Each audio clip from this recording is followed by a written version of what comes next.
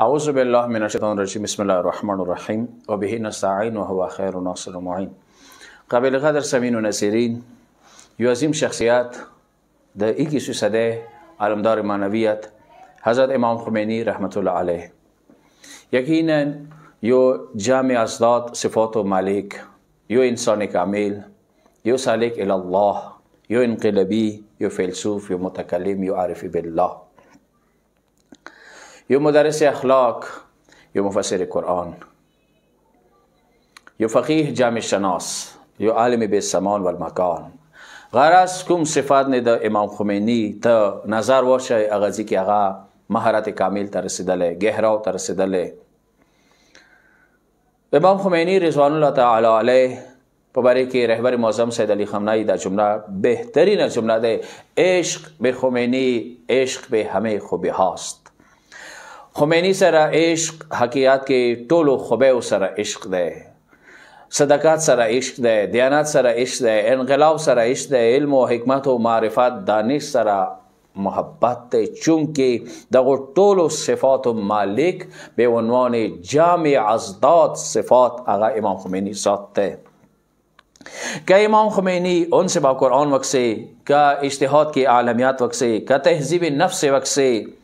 کا المنظر باندی مداومات وقت سے، کا صفات ممتاز کی جمعیات وقت سے، کا عقلانیات، دور اندیشی، حکیم شونہ، آدم شناس، آئندہ نگار وقت سے، کا دعاؤں باندی، کا صراحت و شجاعت اعلام مواضع وقت سے، کا صدقی وقت سے در عین رستگی بظاہر وقت سے،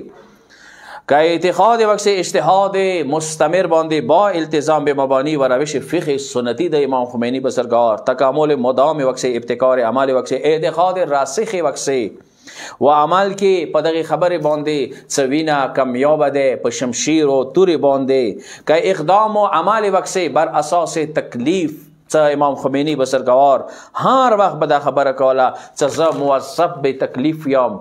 نه موظف به نتیجه و مسئول به نتیجه. چې امام خمینی بزرگوار بویله هر وقتی که من هر چیز را احساس کردم و وظیفه است آن را انجام دادم، خدای متعال خودش جور در آورد. یعنی خاصیت من کان لله کان الله له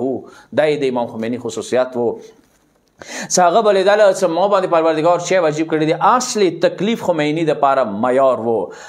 هغه تکلیف باندې عمل کوله و وخت تکلیف باندې 100% بلیف اف گاډ پروردگار باندې هغه اعتماد، هغه خداوند عالم دی باور و اعتماد ور باندې. کشیر امام خمینی سیاست وقت سے هغه سیاست کې حیوانی سیاست خمینی نگلیکٹ کړی دی، شیطانی سیاست نگلیکٹ کړی دی، د نیچی نظریه مایټ از رائٹ نگلیکٹ کړی دی، کا مارکسیزم سوچ کا سے اشتراکیت ہے آغای نگلیٹ کردے دے، کا جمہوریت کے اکثریات میور دے آغای نگلیٹ کردے دے، ولایتی فقیہ بے عنوان یوا اسلامی تھیوری، اسلامی فکر، اسلامی سوچ چپکار دے فقیہ جامع شناس، عالم بے زمان، عالم بالمکان، مقدس وی، مہذب وی،